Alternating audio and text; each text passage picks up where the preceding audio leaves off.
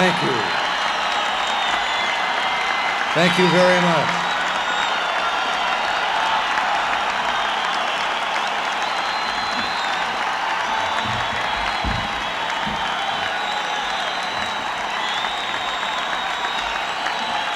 Thank you.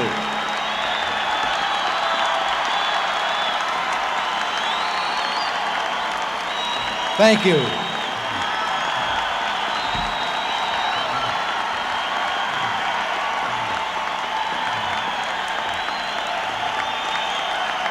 Thank you. Right.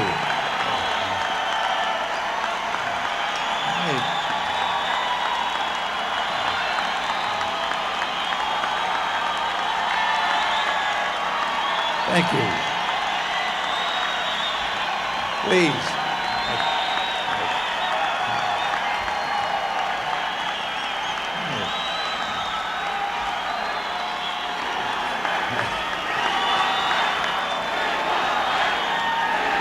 Thank you very much.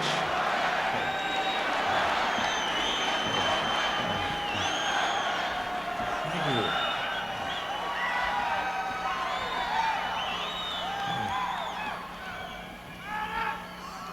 you. If you'd have, there's someone from the old days. Well, if you'd have done this a few years ago when I was making bedtime for Bonzo, I'd still be there.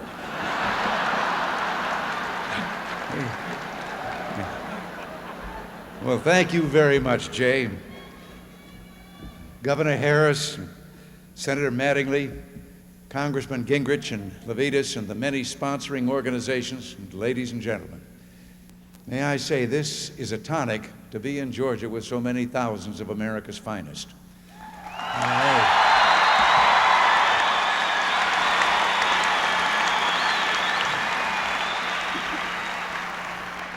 And may I believe that I'm looking at citizens who don't consider themselves Democrats or Republicans so much as just deeply patriotic Americans.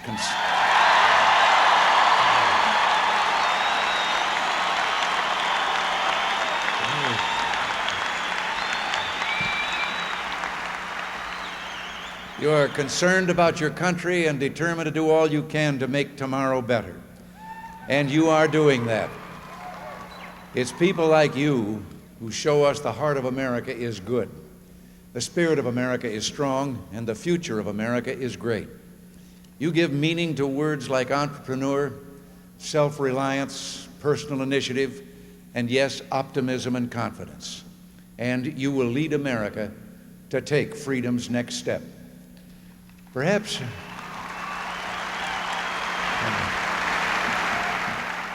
you heard my speech to the nation last night on the state of our union.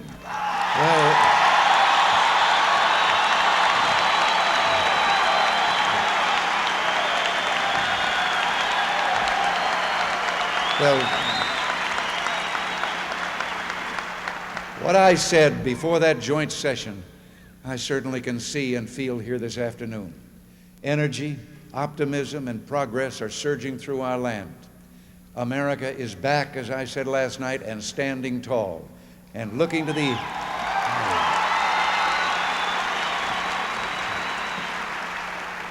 And we're looking to the 80s with courage, confidence, and hope. Together, we've charted a new course since 1980. And because we took those bold steps, I believe America is stronger, more prosperous, and more secure today than 3 years ago.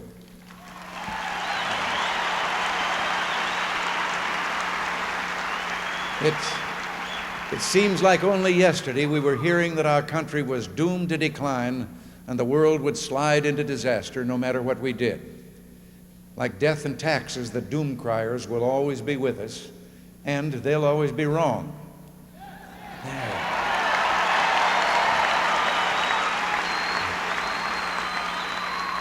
They're wrong because they lack faith in the American people. They just can't understand that there is no limit to what proud and free citizens can do. But you understand, and you always have.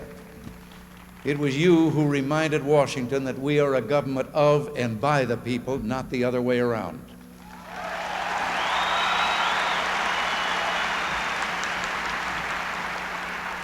And it's you who told us that it was time to put earnings back in the hands of the people, time to put trust back in the hands of the people, and time to put America back in the hands of the people.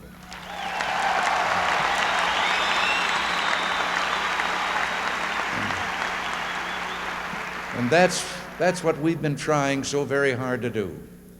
Trying to change just one little two-letter word, control by government, to control of government.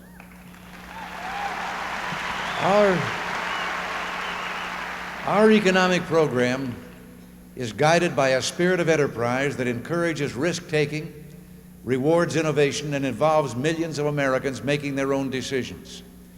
We have one policy intended to benefit Americans from every walk of life. It's called economic recovery, one of the best recoveries in the decades. In just 6 days, a brand new airline, Air Atlanta, is headed by Michael Hollis and primarily black-owned and managed, will begin service to Memphis and New York. We salute the spirit of entrepreneurship in the black community, and I'm pleased to say we're getting the federal government out of the way so they can compete.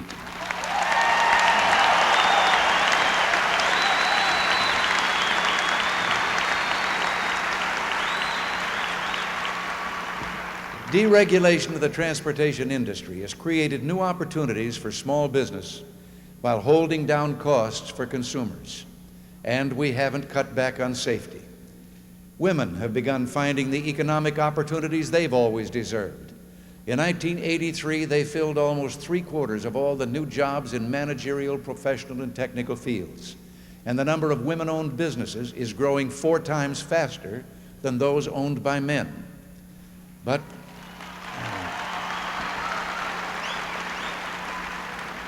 we can do better. We can build a new era of lasting economic expansion filled with greater opportunities for all our people. And you know something?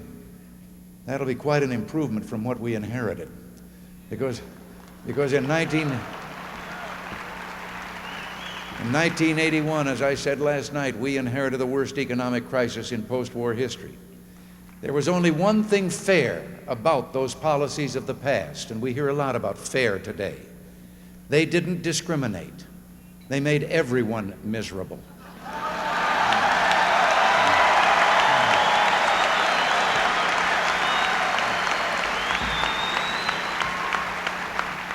Would you agree that by reducing inflation from 12.4% in 1980 to just 3.2% in 1983, that we're helping all Americans and we should stick with it? Right. Would you agree that by knocking down the prime rate from over 21% in 1981 to 11% today, that we're helping small business and we should stick with it?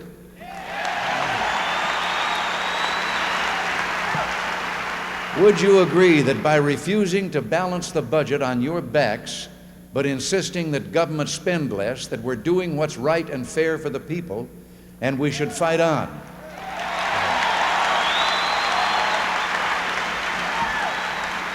And would you agree that by building a recovery which has created 4 million jobs and employed more people than any time in our history, that together we can and will save the American dream?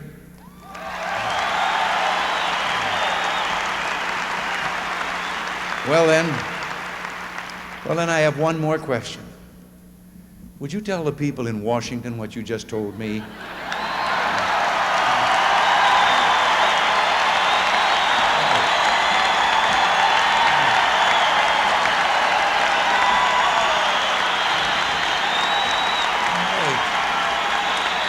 Thank you.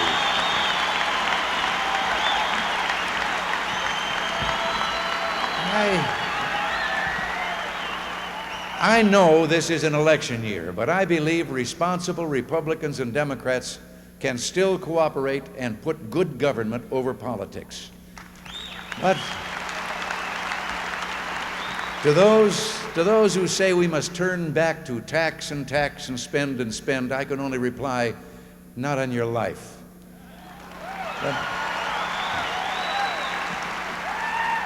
The best view of big government is in the rear view mirror as we leave it behind. Now, I know the intentions were good, but we paid a terrible price for those government excesses of prior years. Americans endured a long and terrible ordeal lasting more than a decade and filled with one economic disappointment after another. Despite an increase in American incomes of 140% during the 70s, a 112% increase in inflation and personal tax rates that nearly tripled left them feeling worse off than before, but we're seeing a new dawn of hope for our people. As the passage says in Psalms, weeping may endure for a night, but joy cometh in the morning.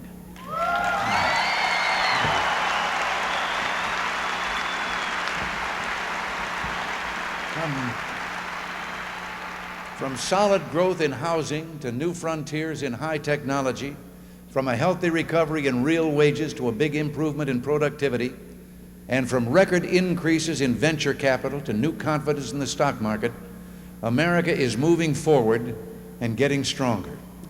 I believe our challenge of building a permanently manned space station within the next decade can open up open up new industries, not just an industry, for space-based entrepreneurs. Our work is far from finished.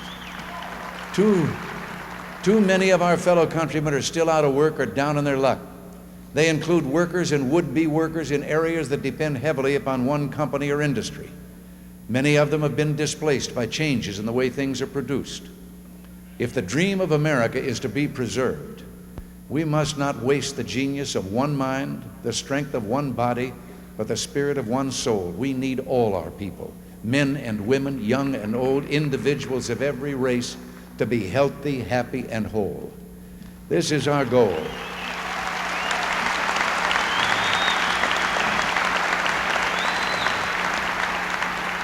We will not rest until all Americans can reach as high as their vision and God-given talents take them. And that's why I've been asking the Congress for 2 years to get off the dime and pass our enterprise zones proposal. If they do, we can prove that areas of chronic unemployment need not be areas of permanent unemployment, but the Congress must act. Now, present company is accepted when I say this. I know where they stand. And as I said last night, we need the cooperation of the Congress for structural reforms that will ensure continued progress for years to come. First and foremost, we must insist on common sense in federal budgeting. We face large deficits, and there's no disagreement about the need to bring those deficits down. The disagreement is over how we do it, with spending cuts and economic growth or through tax increases.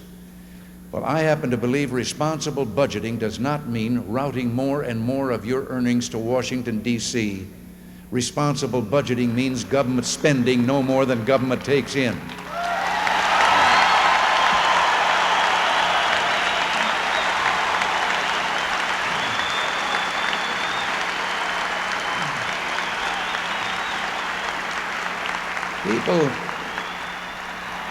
People should have freedom to keep more of the money they earn to spend the way they want to, and not have the government taking more and more of their money to spend the way it wants to. Our critics sometimes forget that even after our tax cuts, the American people are shouldering a near-record peacetime tax burden.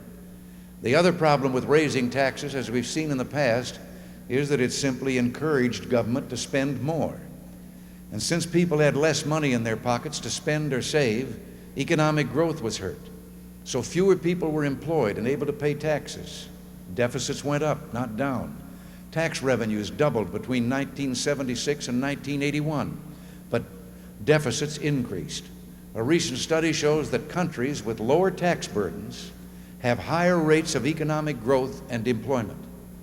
Now, of course, this shouldn't come as a surprise to anyone who understands incentives. We don't face large deficits because you are not taxed enough. We face those deficits because government still spends too much. Now,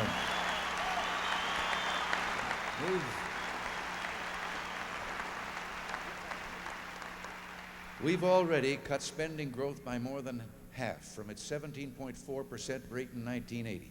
And in the area of waste, fraud, and abuse, the diligence of our inspectors general has saved taxpayers over $30 billion and improved the use of funds. I sent them out. We put them all together into a kind of a task force, the Inspector Generals, and sent them out through government. And for the last year and a half, they've been out there, and they report to me every 6 months. And the only thing I told them to do is I said, I just want you to be as mean as junkyard dogs. And they have been.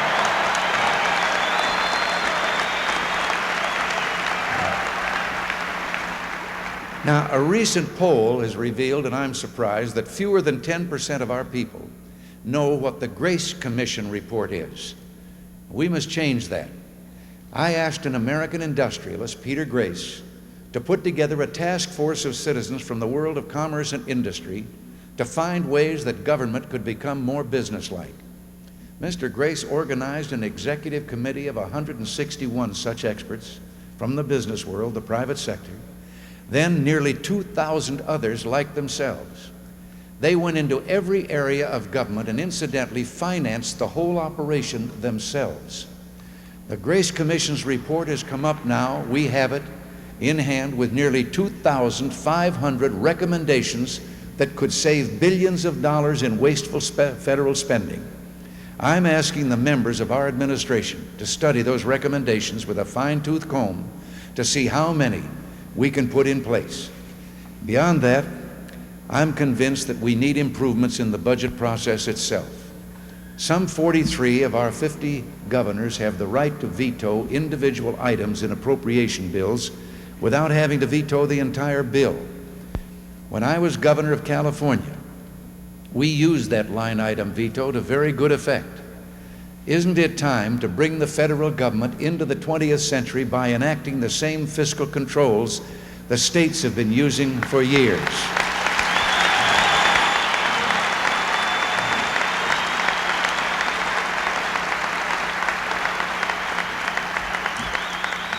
Mr. Mattingly, sitting on this platform, is undertaking the task of getting this started up there on Capitol Hill. Now,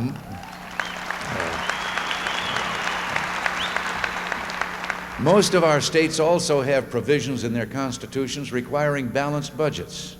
Indeed, Thomas Jefferson, way back in the beginning of our country, said there was one thing lacking in the Constitution, and he said this right after it had been adopted.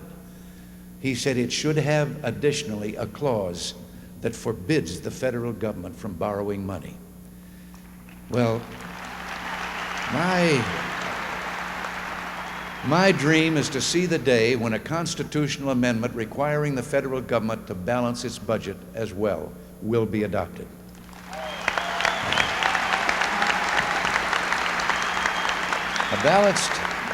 A balanced budget amendment is no panacea because it would take several years of continued effort to achieve it, but it would force the leaders in the Congress and the executive branch to sit down to work out a long-term plan for spending restraint. And I believe we owe this to the people. It's what you sent us to Washington to do. In addition to long-term reforms for spending, I believe we should make our tax system more simple, fair, and rewarding for all the people.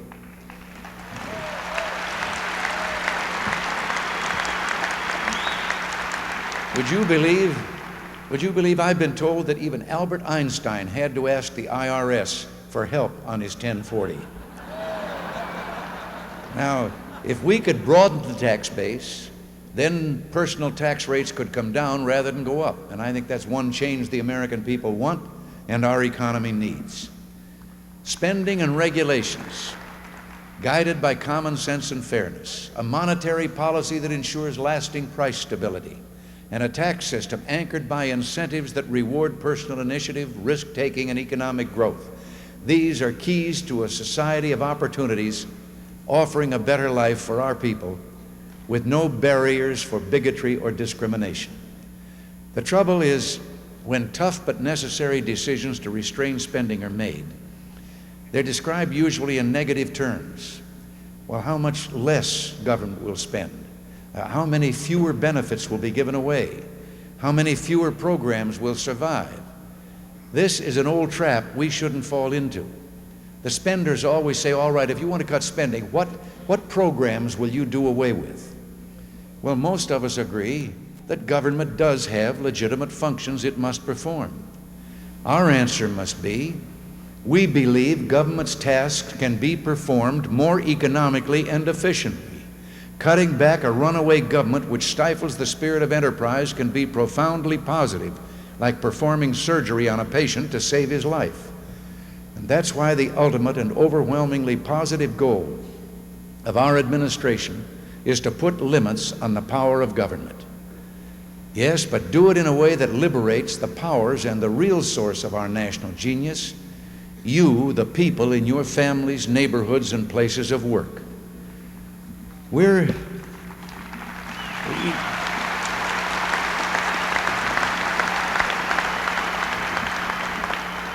are a nation under God.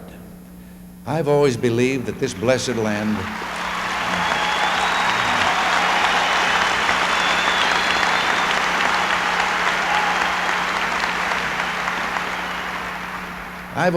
that this blessed land was set apart in a special way, that some divine plan placed this great continent here between the oceans to be found by people from every corner of the earth who had a special love for freedom and the courage to uproot themselves, leave homeland and friends to come to a strange land. And coming here, they created something new in all the history of mankind, a land where man is not beholden to government, government is beholden to man. George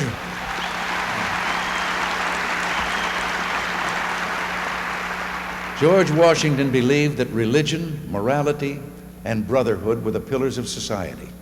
He said you couldn't have morality without religion. And yet today we're told that to protect the First Amendment, we must expel God, the source of all knowledge, from our children's classrooms. Well, pardon me, but the First Amendment was not written to protect the American people from religion.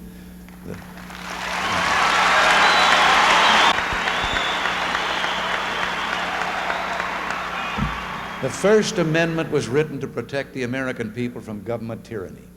Indeed, there is nothing in the Constitution at all about public education and prayer. There is, however, something very pertinent in the act that gave birth to our public school system, a national act, if you will.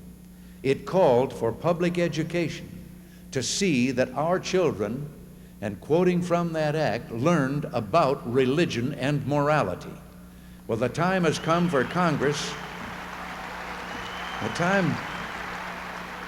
time has come for Congress to give a majority of American families what they want for their children, a constitutional amendment making it unequivocally clear that children can hold voluntary prayer in their schools.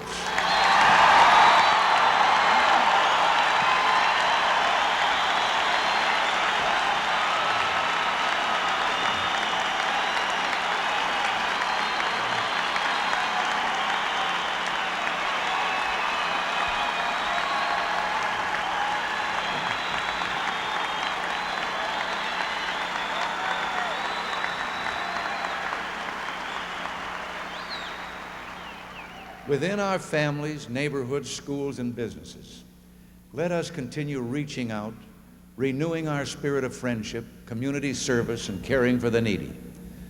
A spirit that flows like a deep and mighty river through the history of our nation. But to lawbreakers and drug peddlers who would harm and prey on innocent citizens, who make our family and friends live in fear, we will demand justice with swift and sure punishment for the guilty.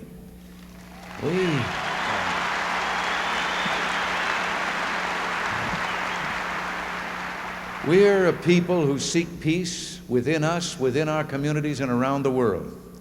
The United States has no higher mission than to build a lasting peace that enshrines liberty, democracy, and dignity for individuals everywhere. And I believe that what we've accomplished together, restoration of economic and military strength, and a growing spirit of unity at home and with our allies abroad, put America in its strongest position in years to seize the opportunities for peace. Sooner or later, the Soviets will realize they have nothing to gain by waiting. Good faith negotiations are in their interest because the West could offer them many benefits their people now lack. People don't make wars, governments do. And if the Soviet Union wants peace, there will be peace.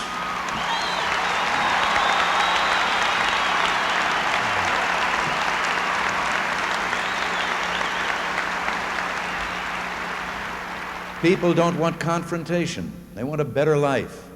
And that's what the spirit of America does best. It builds the future. And we've always been willing to share the fruits of our success with others.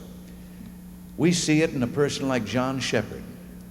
His hard work, vision, and determination helped him rise from poverty in Chicago to build thriving enterprises that have taken scores of families off welfare. Shepard said, "This is the greatest country in the world, and it does offer opportunity to those who have the guts to get in there and fight for it."